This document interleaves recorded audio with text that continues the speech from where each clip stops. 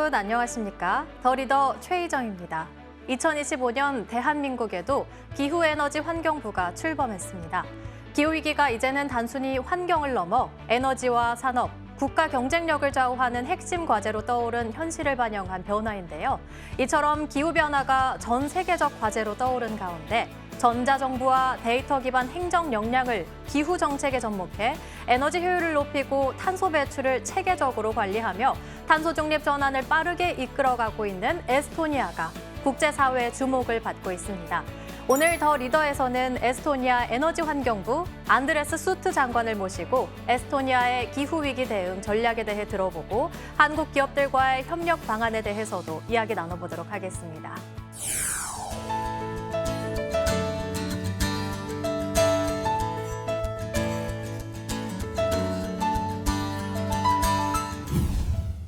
바쁘신 가운데 출연해 주셔서 너무나도 감사드립니다. 먼저 시청자분들을 위해서 에스토니아에 대한 간략한 소개, 그리고 또 에너지환경부 장관으로서 어떤 일을 주로 하고 계신지 소개 부탁드리겠습니다. Very happy to be here. Thank you for interviewing. Estonia is, of course, a small country, much smaller than Korea. We have 1.4 million population, so not very big. We have a lot of nature. And a lot of space. And of course, for a ministry and as a minister for energy and environment, these are really two and very closely related topics, as energy is something what we very much depend upon in every society. And the same holds true for the nature. Nature is very close to us. And that's why I'm very happy, and I think it's good to have these two sides of the same coin in one portfolio. 장관님은 금융과 국제기구, 중앙은행, 의회, 내각, IT 기업 정신까지 폭넓은 분야를 경험하셨습니다. 이러한 이력이 에너지 환경 정책을 마련하는 데 있어서 어떤 영향을 주고 있는지 듣고 싶습니다. I would say diverse experience helps in almost every field. And certainly in my case, I would say in energy, it's very much present day about finance. It's also very much about innovation. And the same goes for nature, because for us, I think the biggest challenge and opportunity is to make our economy clean, which means less CO2 footprint, less pollution. And this is where I think energy is really instrumental, and that's why, for example, in Estonia, we already now generate about 68% of our electricity from renewables. And then the remaining 32 is from fossil fuels, and we also import about 35-40% every year. 앞으로 에스토니아의 에너지 환경 정책에서 가장 중점적으로 이루고 싶은 목표는 무엇일까요? One advantage and strength what Estonia certainly has is being very digitally savvy. And we have a number of initiatives now at the era of AI. We have launched the AI initiative, which basically aims to give every graduate student at school skills and capabilities to use AI as a tool. We also are reskilling under the other initiative of Estonia the people who do different jobs, so that they could also use the AI in their everyday working life. And also in the field of energy, being digital helps a lot in terms of offering different solutions for both businesses and people. For example, having efficient energy management, everything what relates to cooling, heating, ventilation, using the tailor-made solutions so that the energy efficiency is higher, which again in turn helps to reduce the demand for energy and consequently be more environmentally friendly. So in Estonia, every household, every company has digital smart metering. We have energy exchange where the price is formed, and also a lot of investment is made in optimizing the grid so that we could take maximum out of it. And of course, everything what comes with, for example, battery storage, different technologies related to it. So there is a lot of I think, fertile ground for innovation and exploration because of a long tradition in Estonia of being a digital country.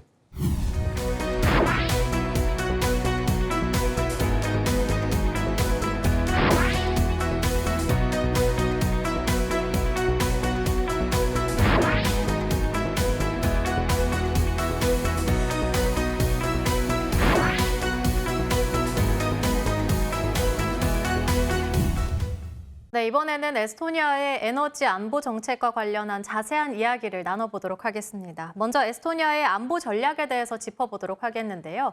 에스토니아는 발트 3국의 유럽 대륙 전력망 동기화를 마치면서 러시아, 벨라루스 전력계통 의존에서 벗어났습니다. 장관님께서는 이를 에너지 안보의 완결이라고 보시는지 아니면 이제부터가 시작이라고 보시는지 궁금한데요. 특히 중동 불안 등의 외부 충격이 커지는 이런 상황 속에서 다음 단계 안보 과제는 과연 무엇이라고 생각하실까요? Synchronization with the European grid and desynchronization or disconnecting from Russia's grid was a major step which certainly strengthens our energy independence. If you have a neighbor like Russia, for us, who is not reliable, we cannot really depend on it. And that's why it was one very important step. But as you rightly asked, it's not the end of a journey. Of course, the key challenge, I think what everybody is facing, and the crisis in the Middle East is just a stark reminder that we should collectively reduce our dependence from imported fossil fuels. And this is where we are in Estonia, for example, pushing very strongly with the renewable energy deployment. We have just announced the next auction for onshore wind farms. Battery storage is very much coming to the market on its own. We are also commissioning dispatchable energy, gas-powered stations, because you cannot rely only on the renewables. And perhaps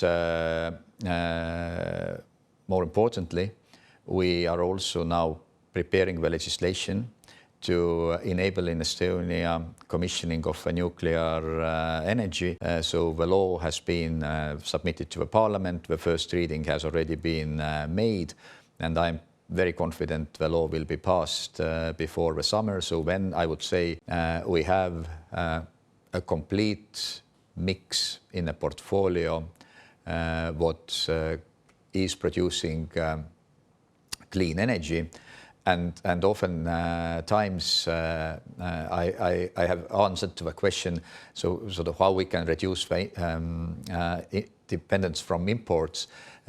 If you think of solar and wind, these are basically our domestic resources. I think this is precisely how they should be seen, and they are clearly the most cost efficient, the cheapest way of boosting the energy generation. And as we discussed earlier, down the line, clearly the demand for electricity is going to grow. So electricity as a commodity is here to stay. And the faster we can switch away from the fossil fuels, be it in transportation as well, but in particular in the energy, I think the more independent we collectively will be, and we would be much less vulnerable to the shocks what the conflicts like in the Middle East with the closure of Strait of Hormuz have been bringing us with a higher prices. So that's why deployment of renewable clean energies is clearly advantageous. 에스토니아 정부는 2030년까지 자국 소비 에너지를 재생에너지로 충당하겠다는 방향, 그리고 2035년까지 보다 다양한 전원 포트폴리오를 구축하겠다는 전략과 함께 제시를 하고 있습니다. 장관님께서는 이 두 가지 목표 사이의 균형을 어떻게 설계하고 계실까요? We just approved the energy plan for 2035 in the beginning of this year, and the plan precisely foresees investment in renewables. We have done a study at the Tallinn Technical University, which in the case of Estonia claims that the optimal share of renewable energy in a total electricity consumption is about 70 to 80%. So to achieve it, we have announced the auction, as I said, on onshore wind. And if we can deploy up to 70-80% of renewables, then this would have a downward pressure on the prices of electricity. And I give you one example from March, when the conflict started in Iran. Then, in case of Estonia, the price of electricity actually dropped, and dropped significantly by 66%. And the main reason was that we had the coldest winter in the past 25 years. So the prices of electricity were pretty high in January and February. But with the spring coming in March, sun was out. It was also more windy. So all energy generation from solar and wind actually contributed to significant drop in electricity prices. In some other countries, the prices of electricity actually increased, and the reason was that if the natural gas or LNG makes a big part of energy generation, then of course it has a significant impact on the price of electricity. So that's why we are very much focusing on investing in domestic energy generation, renewables. We spoke about preparing for the nuclear energy as well as storage, because you need also storage. The more you have renewables, the more you need to have also storage and dispatchable capacities. So then I would say our energy mix is optimal, and now it's really the time to make these investments to happen, and it also would give a significant contribution to the GDP growth. It would help the industries be competitive, and of course I should also mention this all helps us to reduce our CO2 emissions. And maybe to put the environmental side into perspective, we have reduced our CO2 footprint by 66.5% compared to year 1990 as of year 2024. So we have actually gone a long way in making our energy system clean or cleaner, and also economy at large. So that's why the focus of energy policies is really to increase the share, domestic share of production, because our share of imports is still relatively high, 1/3 to 40%, and this all would help also competitiveness of Estonian companies. 해상풍력은 에스토니아의 중장기 전원 믹스에서 핵심 축으로 거론됩니다. 장관님께서는 해상풍력이 전력가격 안정과 산업 경쟁력 강화에 어떤 역할을 할 것으로 보시는지, 그리고 또 가장 큰 병목이 인허가, 개통, 자본 조달 가운데 무엇이라고 보시는지 궁금합니다. Offshore wind is indeed important.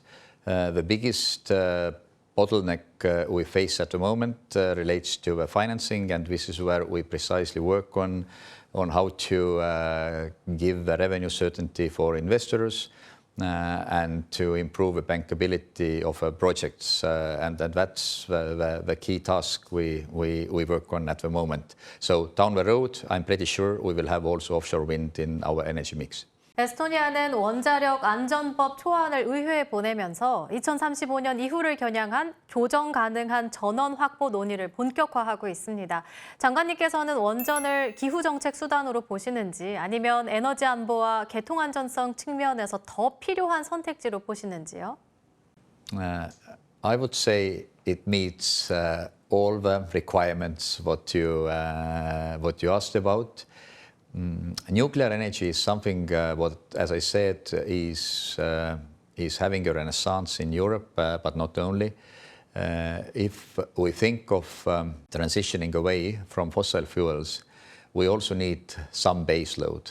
And if it is not nuclear, then my question is what it could be, and there is no answer to that question. So I think nuclear is really an important element in a package or in a power mix.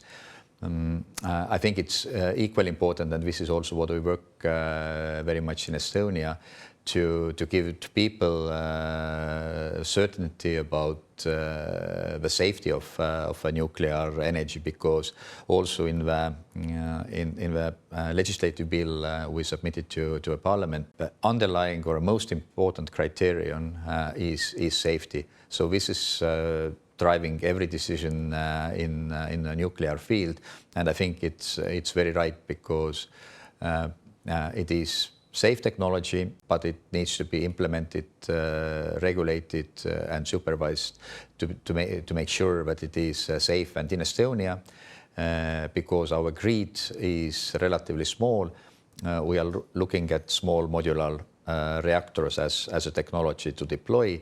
And of course, as being a new kid on the block, so to say, we first would like to see some of the SMRs deployed in our countries before we can do our own decisions. 에스토니아는 오일 셰일의 의존을 줄여야 하는 과제도 안고 있습니다. 에너지 전환이 기후 목표에는 필요하지만 지역 경제와 일자리에는 부담이 될 수 있는데요. 장관님께서는 특히 이다비루마 같은 전환 취약 지역에서 정의로운 전환을 어떻게 구현하려고 하고 계실까요? This is a very valid question, and we have allocated quite a bit of our own money, but also there has been a support from European Union's budget precisely to help to diversify the economy in northeastern part of Estonia. Transitioning away from fossil fuels or from oil shale is also an economic reality, because the new technologies like renewables, nuclear, they come to the market at a more competitive price, and our existing fleet is really very old for electricity generation.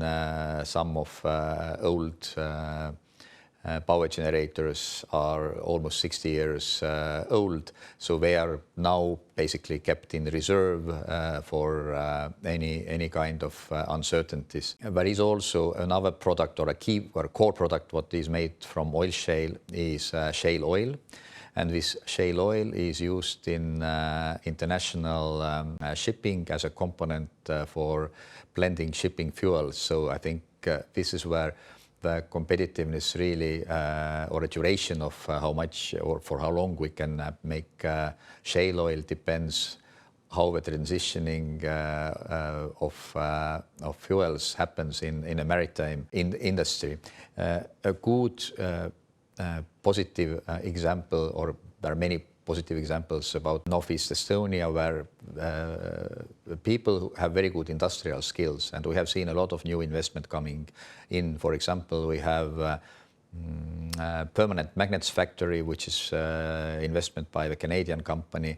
NPM and permanent magnets are really critical elements in electric cars, in wind turbines, electric scooters, so everything what is electric. So this is really strategic shift what has been happening, and the more we can engineer these kind of strategic shifts, the stronger our economy actually is going to be. 기후경제법은 에스토니아가 투자자와 산업계에 장기 신호를 주기 위한 제도적 틀로 읽힙니다. 장관님께서는 이 법이 단순한 감축 목표 제시를 넘어 실제 기업 투자와 산업 재편을 움직이는 장치가 되려면 무엇이 가장 중요하다라고 보실까요?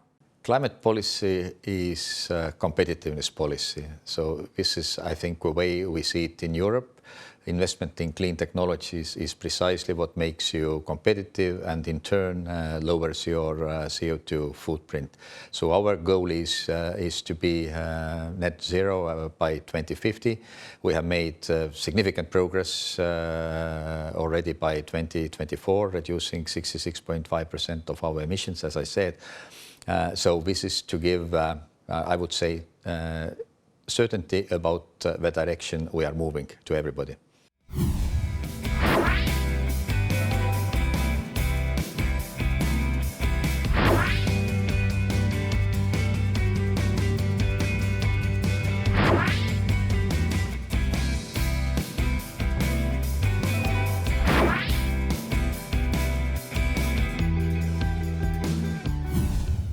이번에는 한국 기업과 에너지 분야 협력 가능성에 대해 들어보도록 하겠습니다. 한국 기업들은 원전, 전력망, 배터리, 수소, ESS 등 다양한 분야에서 경쟁력을 갖고 있습니다. 장관님께서는 에스토니아의 에너지 전환 과정에서 한국 기업들과 가장 현실적인 협력 분야를 과연 어디라고 보고 계실까요? I have with me also a business delegation with precisely the competence and interest in the fields you asked about. Certainly battery storage is something we are interested in. There are companies who are working also with producing battery grade graphite from capturing the biogenic CO2. I think hydrogen is also something what is certainly important field. I know that there are many people who are skeptic about hydrogen, but at the end of the day, I think once we achieve the scale, it should become competitive. So also substations, energy management, and certainly nuclear as you mentioned as well. These I think would be the areas where we could seek cooperation opportunities. 네, 또 한국은 원전, 전력망, 배터리, 산업 인프라 분야에서 강점을 갖고 있습니다. 장관님께서는 에스토니아가 에너지 안보와 녹색 전환을 추진하는 과정에서 한국 기업에 기대하고 있는 역할은 무엇이라고 보실까요? I believe one important difference or complementarity, I would rather say this way, between Korean companies and Estonian companies is the size. Your companies are really big and capable. Ours are more of smaller size and agile. So if we can complement or connect the two, then I think we can really reap the benefits and amplify the outcomes so that 1 + 1 is not 2, but 1 + 1 is 3. 이번 방안은 한국과 에스토니아가 기후 에너지 협력의 접점을 확인하는 계기가 될 것으로 보입니다. 장관님께서는 이번 한국을 방문해서 어떤 메시지를 전하고 싶으신지, 그리고 또 한국 정부와 기업, 투자자들과 어떤 논의를 가장 중점적으로 가져가고 싶으신지 말씀해 주실 수 있을까요? The simple message is the future is clean. This is what makes our living environment better. This is what makes us competitive, and this is where innovation, new technologies, I think, offer massive opportunities to collaborate. And the distance, geographical distance, is not necessarily an obstacle here, but rather it offers different perspectives and enables opportunities what you wouldn't otherwise see.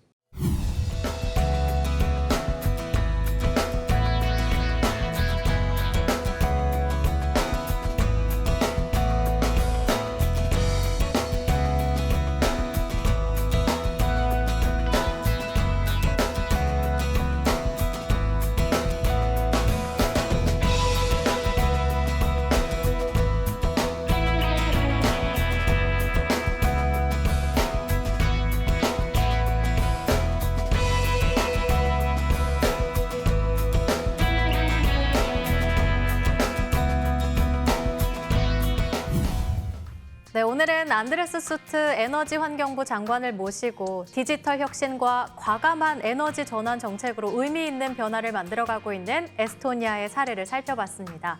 데이터와 기술을 기반으로 탄소를 체계적으로 관리하며 탄소중립 전환을 주도하는 에스토니아의 전략을 통해서 에너지 정책의 새로운 방향성과 가능성을 확인할 수가 있었습니다. 또한 한국 기업과의 에너지 분야 협력과 향후 발전 가능성에 대해서도 함께 전망해보는 뜻깊은 시간이었습니다. 오늘 함께해 주신 안드레스 수트 에스토니아 에너지환경부 장관님 너무나도 감사드립니다. 아이타우. Thank you.